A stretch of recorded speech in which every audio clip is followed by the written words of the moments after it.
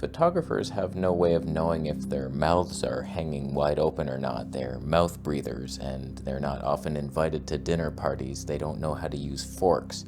It doesn't mean if 5 of them sent me their photos, I wouldn't look at them. Come on. All I want is the perfect camera. All I want is the perfect camera. Alright, a couple little side notes today. We're on the Nikon ZF 85mm 1.8 G lens original, adapted, boom. Canon 5D Mark II color science, wow. Nikon PC, Fujifilm Sims. We have a couple little minor reviews, and then we get on to your disgusting photos with zero character or creation. Smallrig has sent me this 212 one. It was designed by Caleb Pike, and it's like the ultimate V-mount battery. What's ultimate about this other than you could throw it and knock a Mack truck off its axis? It's so heavy. It's the heaviest thing I've ever seen. It's gonna be amazing, and I'm gonna power this Nikon ZF with that. And I can't wait to do that, but would I bring this? Usually I bring the little Kane TV 99 built-in lanyard, hangs off my tripod, plug it into the camera. Like, that's function. That is functionality at its best. Whereas this freak, it has a little V-mount plate. What even is that? What am I gonna V-mount that onto? What has that? I have to buy one and strap it to my tripod or something? Whatever. But super powerful, smart features. It turns on, oh my God.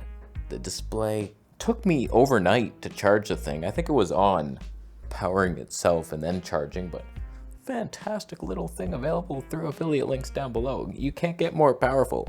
It has all kinds of outs. Dumbest flap I ever seen in my life. You gotta nail pick it. 2 USB-Cs, 1 USB-A, 12 volt out, 8 volt out, D-tap on the side. It's amazing, well thought out. Heaviest thing on earth. I'll never bring it outside my house. But it'll be here powering something, somehow. I'll have to get its own. Is there a tripod stand? Nothing.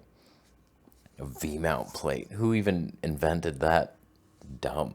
Onto the better invention. Sony NPF batteries.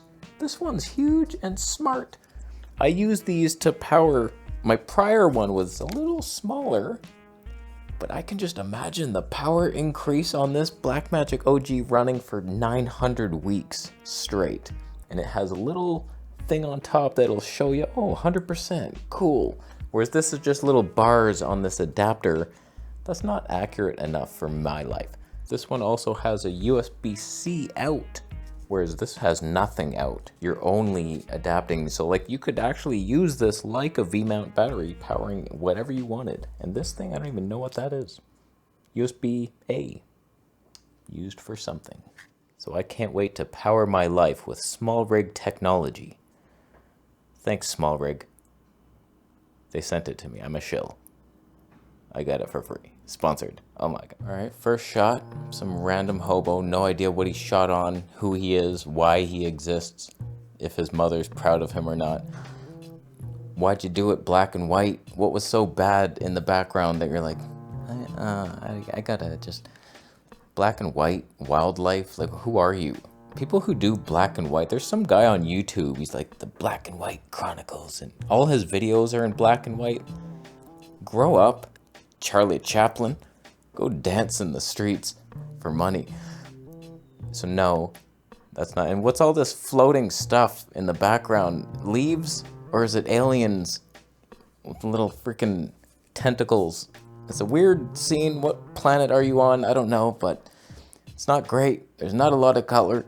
At least you got a bird in focus, so it couldn't have been a Fuji. It's probably a Sony, maybe even a Canon. Not bad. In my shot, though, there was more color.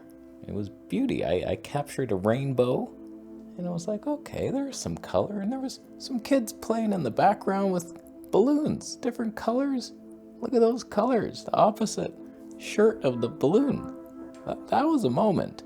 Yours? I mean, you're just black and white. Let's all go subscribe to the guy who didn't care enough to tell us who he was. And just so you're aware, I have returned the Nikkor 85mm 1.2. It was a fantastic lens, super sharp, amazing, too expensive. Did not see the value of it. I preferred the Voigtlander. and the 105 mil, and I'm just like, what are we doing? That's not my message. You can spend millions of dollars and make a YouTube video. It's like, it should be budget gear, and it was not inspiring. Go home, Nikon. It was amazing. Okay, that's an interesting scene. Yeah, I like the lights of everything. The lights from the fireworks creates an interesting cascading effect of light. And there's lights on the ship, the pirate ships. Those are cool. And the moonlight gives off a cool light because it's not bouncing sunlight, or it would be warmer. You can test it with a heat gun. The shadows are hot compared to the light of the moon. Go test it. It's a flat earth. Little lights over there, like, pretty good shot. Canon 6D, better than the 6D too, apparently. More dynamic range. Almost like a hammer went through the village and knocked out a bit of the light chips. That's how dynamic range is formed, kids. 24 to 70, yeah, what's that, the Tony 4? Probably. Like, you could afford the 2.8. Get a real job. It's an okay shot. I would have stopped it down to Tony 19. Thanks for ruining it, though, with your little watermark, Jack Mackley. Oh my god, 2014. Everyone needs to know this is my shot. Like, I look at it, would have appreciated it. It's like, what's this in the advertisement in the background? Boring ass left corner freak. In my shot, Moby Dick was emerging to fight some of the pirates because one rogue pirate left the cult of pirates and he was going to help the whale. Initially, he was hunting the whale, but something changed and he's now fighting for freedom. And there was a kid in the corner reading Moby Dick. He didn't even know.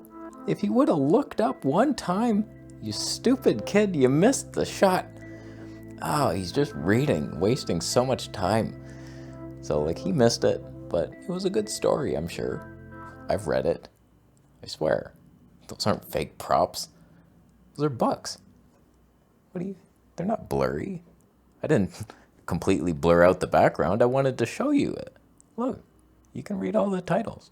You know, I get a lot of emails, and when I saw this, he told me it was shot on the G9 with the 100 to 300 before I even saw the picture, and I was like, that's gonna suck. I've seen that lens, it's not good. And then I see this thing, and I'm like, oh, okay, I know nothing of what the world is and what you can use things for. Pretty good shot, little G9. It's all about the lighting, apparently. It doesn't matter what the hell you use. As long as you have magical light with dust in the air that's poisoning your family, by the way. Did you know that? So, like, was it worth the lung diseases that will follow? Coughs and colds for the next 3 years, you know what I mean?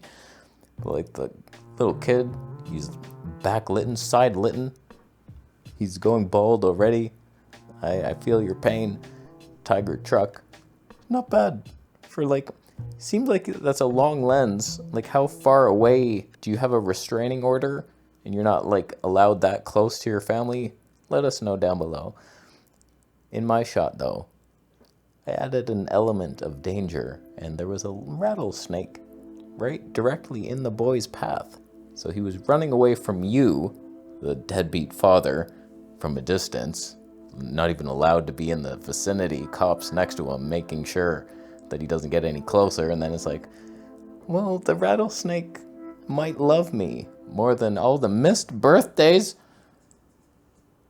I'm imagining a lot of things, but if it's not true, defend yourself in the comment section. Otherwise, we know it is true, so be better, Dad. Now, this shot, it should be the most epic shot anyone's ever seen, except that you had no idea what you were doing when you got up there. You can't get a better scene than that. Just the foliage in the foreground and then mountains and the blue sky, perfect amount of clouds, frickin' little hedgehog, squirrel, bitch, whatever the hell that thing is, groundhog, marmot, ferret, just posing for you, and it's like perfect, except your lighting sucks so bad for some reason. Or your editing sucks. You didn't edit it. I know a pro could have just blew you away. We should be blown away, but we're not at all. I have no idea what you shot it on. Fantastic shot. But like, it could have been so much more. And you know that. You got it home, you're like, oh, the hedgehog's hidden behind the tree. If you would have just taken a step to the right so he would be in between those two trees, you might have had something. What would have helped you is if there was an owl flying towards this little hedgehog freak, and his little brother knew the owl was coming and he was hiding, hoping his brother would get eaten. That's a little Cain and Abel situation, isn't it? Yeah, that's not right. So you know what happens to Cain? He's still wandering our earth somewhere, cursed. So it's like, not worth it, was it? You avoid the danger one time and then the rest of eternity you're like planting wheat. You have no friends, like, grow up.